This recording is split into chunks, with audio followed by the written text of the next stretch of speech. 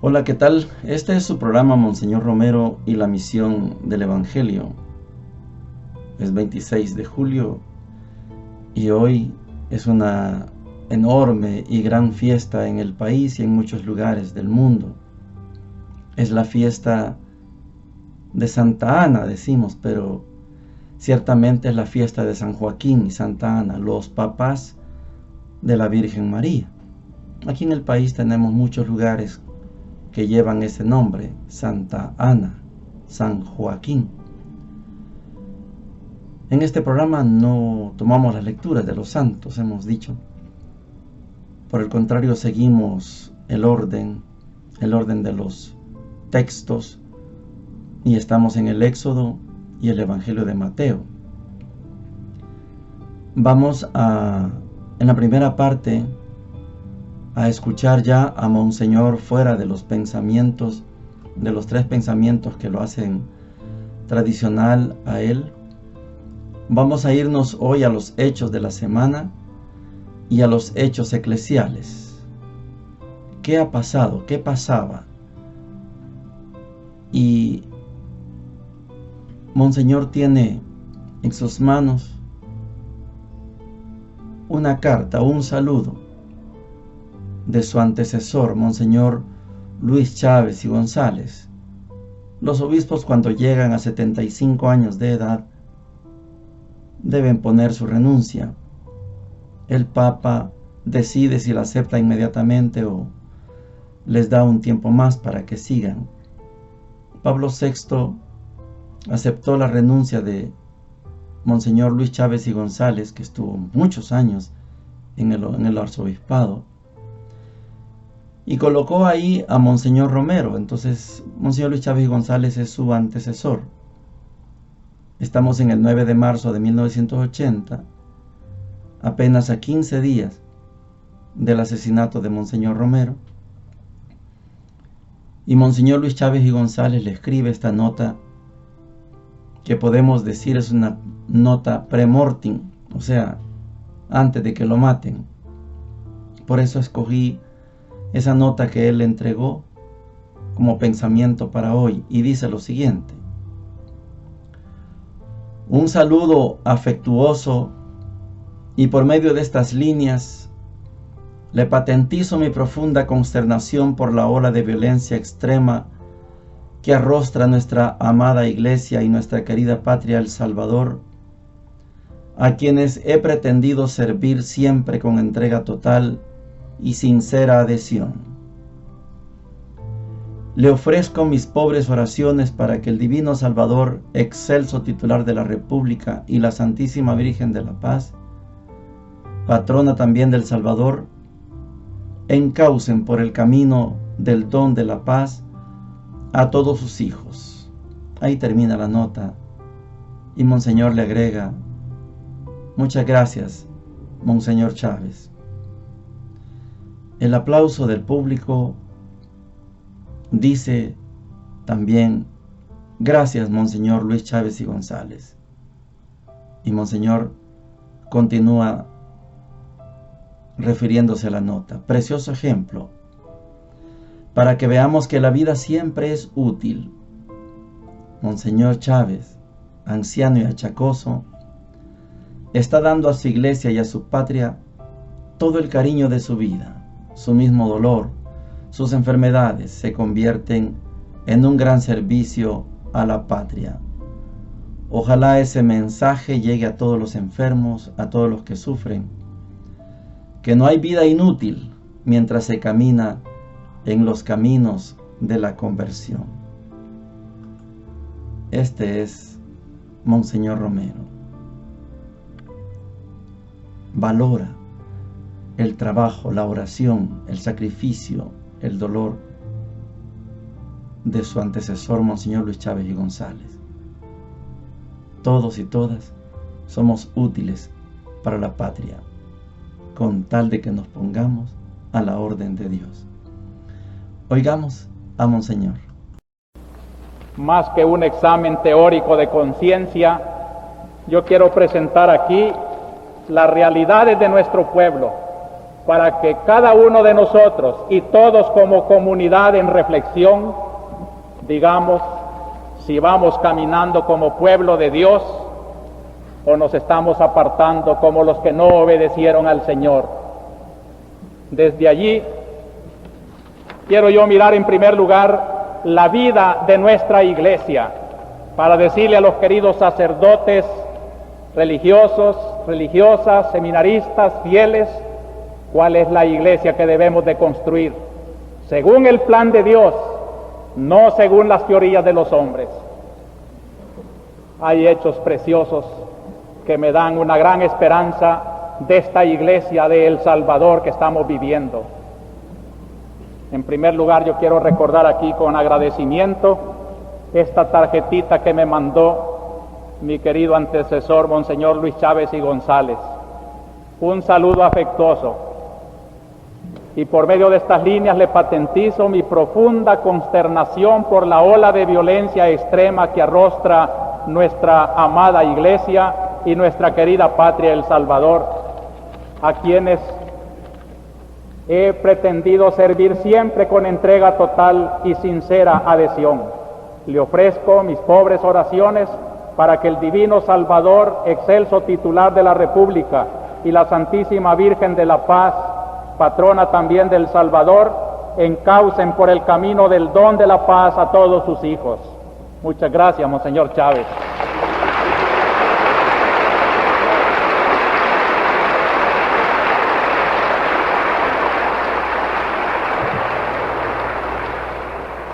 Precioso ejemplo para que veamos que la vida siempre es útil.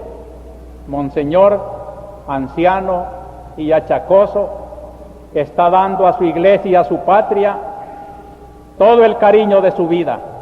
Su mismo dolor, sus enfermedades, se convierten en un gran servicio a la patria.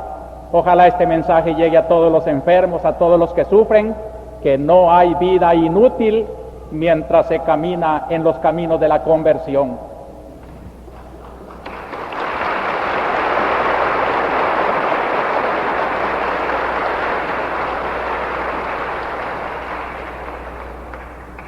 La Cuaresma también nos está expresando una vida muy exuberante en nuestra iglesia, ya sea la expresión popular de nuestros viacrucis que recorren las calles de pueblos y cantones los viernes de Cuaresma, ya sea la mucha oración que por donde quiera se palpa y el acercarse a los sacramentos. Ojalá que no descuiden, queridos católicos, su confesión anual, su comunión de Semana Santa, y que aquellos dos grandes elementos que el concilio nos recuerda para vivir bien la Cuaresma, el bautismal y el penitencial, los estamos viviendo, ya que nuestra Cuaresma quiere ser una preparación para la gran Pascua de los jóvenes, donde todos ellos y nosotros vamos a renovar nuestros compromisos de bautismo, y también quiere ser una preparación para Pentecostés, donde los jóvenes que no han recibido la confirmación también lo recibirán en un acto de verdadera conversión a Dios. La noche del Sábado Santo, pues 5 de abril, y el domingo de Pentecostés, 25 de mayo, tendremos allá la floración de toda esta Cuaresma, que ojalá la vivamos intensamente. Quiero felicitar por eso las comunidades catecumenales que entre nosotros se encargan de recordar estos grandes acontecimientos de la era de oro de la liturgia de la Iglesia, la preparación de la Pascua y la renovación de nuestro bautismo. También expresión de Cuaresma es la organización de la caridad en nuestra diócesis. Cáritas representa el instrumento de la caridad para la vida católica de la diócesis de San Salvador. Adherida a Cáritas, un comité del arzobispado, y en comunión con la Comisión Ecuménica de Ayuda Humanitaria, tratamos de servir a las necesidades de nuestro pueblo desde la verdadera caridad cristiana, sin fijarnos en fronteras de católicos o protestantes, sino teniendo sobre todo a la vista la necesidad de nuestros hermanos, la ayuda humanitaria. Les suplico pues que apoyemos estas obras de nuestra caridad cristiana. Llegamos a la palabra de Dios. Tenemos que seguir acompañando el desarrollo de este pueblo hebreo, que todavía no es pueblo de Dios, y podemos decir, todavía son tribus dispersas, tribus necias, tribus tercas. Y la paciencia de Moisés y la paciencia de Dios se hacen notables. Hoy vamos a leer Éxodo 16, del 1 al 15, y dice lo siguiente: Toda la comunidad de Israel partió de Elim y llegó al desierto de Sin, entre Elim y Sinaí, el día 15 del segundo mes, después de salir de Egipto. La comunidad de los israelitas protestó contra Moisés y Aarón en el desierto, diciendo: Ojalá hubiéramos muerto a manos del Señor en Egipto, cuando nos sentábamos junto a la olla de carne y comíamos pan hasta hartarnos. Nos ha sacado a este desierto para matar de hambre a toda esta comunidad. El Señor dijo a Moisés: Yo haré llover pan del cielo, que el pueblo salga a recoger la ración de cada día. Lo pondré a prueba a ver si guarda mi ley o no. El día sexto prepararán lo que hayan recogido, y será el doble de lo que recogen a diario. Moisés dijo a Aarón: Di a la comunidad de los israelitas: acérquense al Señor, que ha escuchado sus murmuraciones.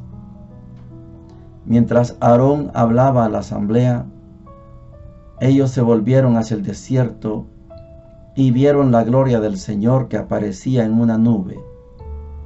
El Señor dijo a Moisés: He oído las murmuraciones de los israelitas. Diles: hacia el crepúsculo comerán carne, por la mañana se saciarán de pan, para que sepan que yo soy el Señor su Dios. Por la tarde, una bandada de codornices cubrió todo el campamento. Por la mañana había una capa de rocío alrededor del campamento. Cuando se evaporó la capa de rocío, apareció en la superficie del desierto un polvo fino, parecido a la escarcha. Al verlo, los israelitas se dijeron: ¿qué es esto? Pues no sabían lo que era. Moisés les dijo: este es el pan que el Señor les da de comer. Palabra de Dios. Te alabamos, Señor. Acompañamos a este todavía grupo de tribus. No es pueblo todavía, mucho menos no es todavía pueblo de Dios. Ya viene, capítulo 20, vendrá la alianza. Estamos en el capítulo 16. Murmuraciones. Mejor nos hubiéramos muerto allá en Egipto, siendo esclavos. Allá teníamos olla, carne, cebolla, etc. Nos sacaste del desierto. Todo pueblo tiene sus propias características. Torpes, ciegos, necios, inconformes, injustos. Y los libertadores, los próceres de la libertad, deben aprender a tener paciencia con estos pueblos. Dios les ha demostrado de muchas maneras 10 plagas en Egipto, el paso del Mar Rojo, la destrucción de los ejércitos del faraón y el pueblo sigue murmurando. No tienen conciencia de pueblo, mucho menos van a tener conciencia de pueblo de Dios. Moisés y Aarón ya están al frente de ese grupo de tribus. Tremenda tarea. Aparece aquello que se llama el maná. No aparece en forma de pan. Es un rocío que en las hojas grandes, pocas hojas que hay en el desierto, y sobre la arena hay un rocío que cuando llega el sol se evapora el agua y queda la harina como una escarcha. Hombre, ese es el maná, pero hay que poner la mano humana. Esa harina hay que convertirla en pan. Ellos saben de hacer pan. Ya tienen el pan. Y por la tarde una nube de codornices. Hombre, ahí está la carne. Pero hay que matarlas, hay que cocinarlas. Estamos en el desierto. Otra vez yo aludo a la picardía de Moisés. Moisés lleva al pueblo donde hay ese rocío. Moisés lleva al pueblo donde hay codornices. No es casual. Claro que Moisés es instrumento de Dios. Es el libertador. Pero Moisés sabe dónde puede hacer que 600,000 personas, solo hombres, más los niños, 600,000, tengan comida. No es fácil. Y van a ser 40 años en el desierto. No es fácil. Pronto tendrán que pelear. ¿Y de qué otra manera se hace un pueblo libre? ¿Cómo se llega a formar parte de un pueblo libre? No es luchando. No es ingeniándosela. ¿Cómo se hacen los pueblos libres? ¿Es de gratis? Dios manda abracadabra, patas de cabra y sos pueblo libre. No. Hay que luchar. La harina hay que convertirla en pan. La codorniz hay que matarla y convertirla en carne, comida, alimento para el pueblo. Hay que aguantar el sol. Dios les manda una nube, pero hay que aguantar el sol del desierto, la sed. Y la murmuración tiene una respuesta. He escuchado la murmuración. Van a venir más dificultades. Usted y yo sigamos acompañando a este pueblo. Y hay que aprender cómo se acompaña a un pueblo para que camine hacia su liberación. El Evangelio de hoy, llegamos por fin a Mateo 13, el tercer discurso de Jesús en el Evangelio de Mateo. Ya tuvimos el primero, Mateo 5, 6 y 7, Sermón de la Montaña, discurso inaugural, discurso político de Jesús. Así es el reino de Dios. Ustedes oyeron que se les dijo, pero yo les digo. Capítulo 10. Ustedes tienen que ser así. Ustedes son mis discípulos. Les he llamado para formar el nuevo pueblo de Israel. Tercer discurso. El discurso de las parábolas, Mateo 13. Inauguramos el día de hoy. Mateo 13 del 1 al 9 dice lo siguiente. Aquel día salió Jesús de casa y se sentó junto al lago, y acudió a él tanta gente que tuvo que subirse a una barca. Se sentó y la gente quedó de pie a la orilla. Les habló mucho rato en parábolas. Salió el sembrador a sembrar. Al sembrar, un poco cayó al borde del camino. Vinieron los pájaros y se lo comieron. Otro poco cayó en terreno pedregoso donde apenas tenía tierra. Y como la tierra no era profunda, brotó enseguida, pero en cuanto salió el sol, se abrazó y por falta de raíz se secó. Otro poco cayó entre zarzas que crecieron y lo ahogaron. El resto cayó en tierra buena y dio grano, unos 100, otros 60, otros 30.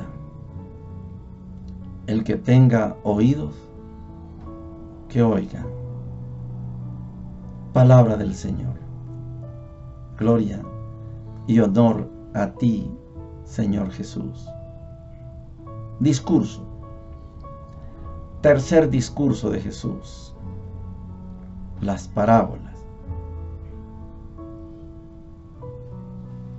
Hay que notar lo que significa el género literario llamado parábolas.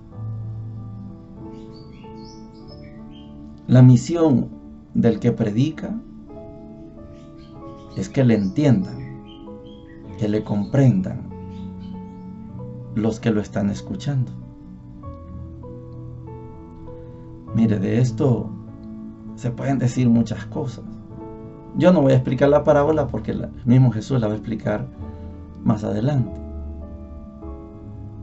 Pero solo el hecho de que surja un predicador que tenga la capacidad de hacerse entender es una maravilla. Usted y yo estamos acostumbrados a decir, ¿me entendés? Y la pregunta debería ser, ¿me hago entender?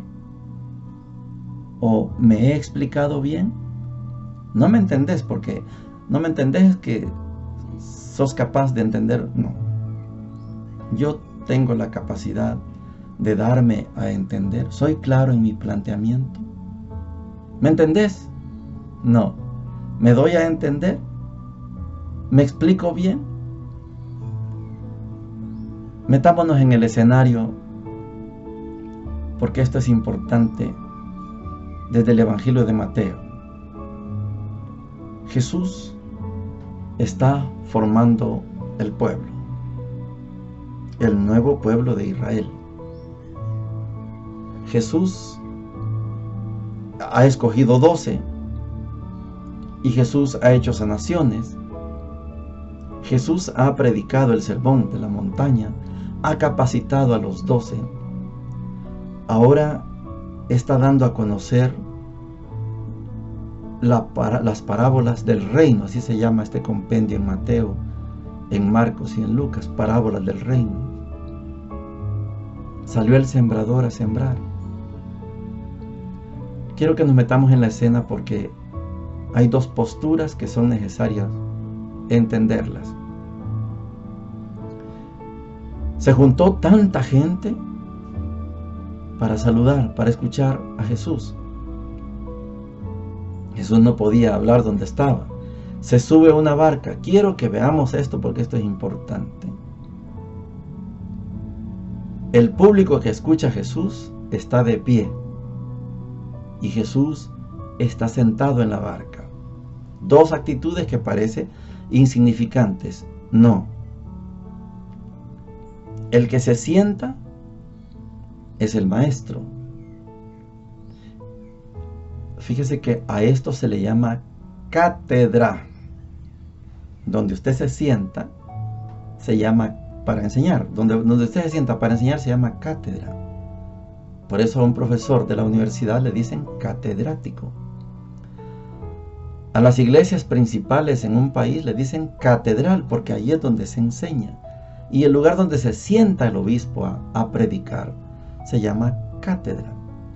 Jesús es el que enseña, está sentado. El pueblo es el que escucha, está de pie. Eso de estar de pie no es casual. Mateo es bien claro en su, digámoslo así, en su pintura, en su escena. Jesús sentado significa Jesús es un hombre libre. El pueblo está de pie significa un pueblo esclavo. El libre, Jesús se va a dar a entender. Él va a explicar clarito. El pueblo esclavo no todo lo va a entender. El que tenga oídos, que oiga. Mateo es bastante generoso. La tradición sociológica de la época dice que las tierras de Israel no son productivas. Para los que conocen mi país, no son las tierras del Valle de Zapotitán, Valle Jiboa, no. Son tierras poco fértiles.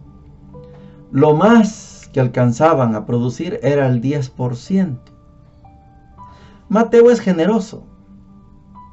Producen el 30, el 60 o el 100. Cuando leamos esta misma parábola en Lucas, vamos a ver que Lucas dice, y produjo el 100%. Lucas no se conforma con el 30 o el 60, mucho menos con el 10. Produce el 100. Mateo dice el 30, el 60 o el 100. Generoso Mateo, exigente Lucas. El pueblo esclavo de pie es ese número de 4 tipos de tierra: espinas, camino, pedregoso, tierra buena. Hay de todo en el pueblo de Dios. Está de pie, es esclavo. Un poquito de gente comprende y acepta la liberación. En el Éxodo estamos viendo un pueblo, como Monseñor Romero lo ha explicado, no todos llegaron a la liberación, no todos llegaron a la tierra prometida. Muchos quedaron tendidos en el desierto. Hay 4 tipos de tierra: piedra, camino, espinos y tierra buena. Hay de todo. La semilla es la misma. La tierra es la distinta. Bendiciones para todos y para todas.